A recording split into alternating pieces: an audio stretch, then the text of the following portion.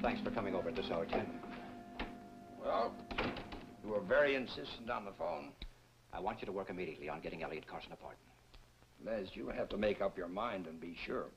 Once I start this, you'll be committed forever. I want it. I told Rodney everything tonight. I see. I want it done quickly. I'm sure you know how. Well, I'll have to phone the lieutenant governor. Foster? Yeah. Once I've contacted him, there'll be no turning back. I helped him campaign 3 years ago. He's going to receive quite a jolt when he hears this. Leslie, it has to be a jolt for everyone you ever knew. And that's a lot of people. A lot of people. Right now, all I care about are two. Must have been a great shock to Rodney. It was. I'm even more worried about Norman. He was his mother's favorite. I know. Ted, call Foster. This time of night? I'll fly to the Capitol tomorrow if you'll see me. Leslie, I'll phone him in the morning. Needs time. Convene a board, set up an official hearing. Now, Ted, just set everything in motion. As you said, once you contact the lieutenant governor, there'll be no turning back. I don't want to think it over. I don't want a chance to turn back.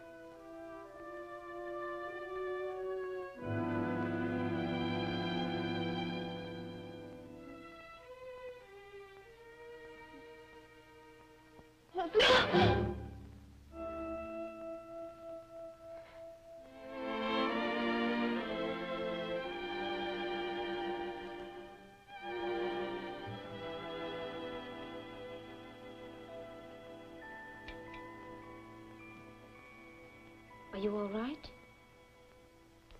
Yes, I thought I heard... I'm sorry I woke you. I wasn't asleep. I'm going to the kitchen. Do you want anything? No, thank you.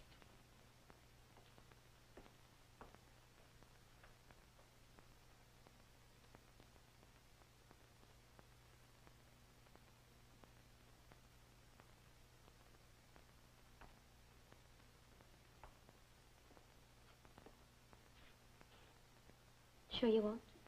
Yes, thank you. My mother used to do that, offer me milk. I suppose I could find some significance in that. I suppose.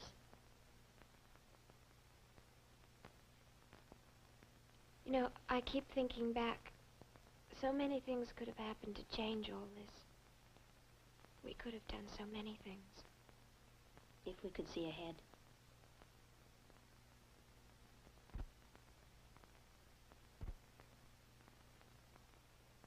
Oh, I just put it there. I thought he'd like it if he knew.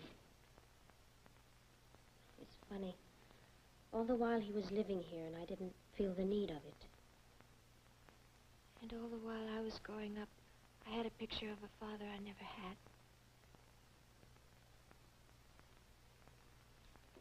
Well, we both survived it, didn't we?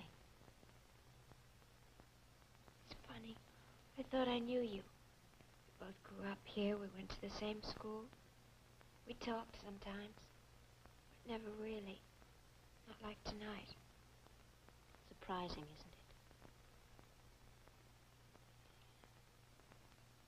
This all seems so familiar. I have the strangest feeling that I'm not really here. That I'm just remembering that I'm gone and all this is past. Thank you for letting me stay here tonight. And thank you for not asking questions. People don't always ask questions, Allison. It's true. When Rod and I eloped and then got the annulment so quickly, I felt the whole town knew the story. I was afraid to look at people. But when I finally did look them in the eye, I realized something. They hadn't been condemning me. I was condemning myself. Are you trying to tell me that everything's going to be all right for me here in Peyton Place? No, everything is not going to be all right. Allison, I ran away. And you were the one who tried to stop me, and you were right. It doesn't solve anything. I don't care about solving anything. I just want to get away. Why don't you give them a chance? Who?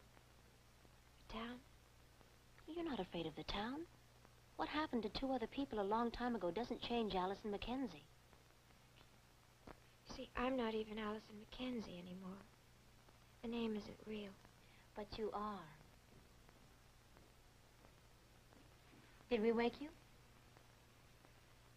Well, I heard you talking. Well, I'll see you in the morning, Allison. Yeah, good night. Good night. Good night, Mother. Good night, dear. I've been a lot of trouble. Not for us. I came here tonight because I needed to be with somebody. But I was only thinking of myself. It must be terrible for you and Betty, too. For all of us, Allison, including your mother. You know, your mother may need to be with someone, too. Oh, Allison, I know what it's like to be alone and awake and worried, hoping and praying that telephone will ring, just waiting for some word. Oh, call her, Allison, before you go back to sleep. It's late. Not too late. I can't. It may be harder tomorrow.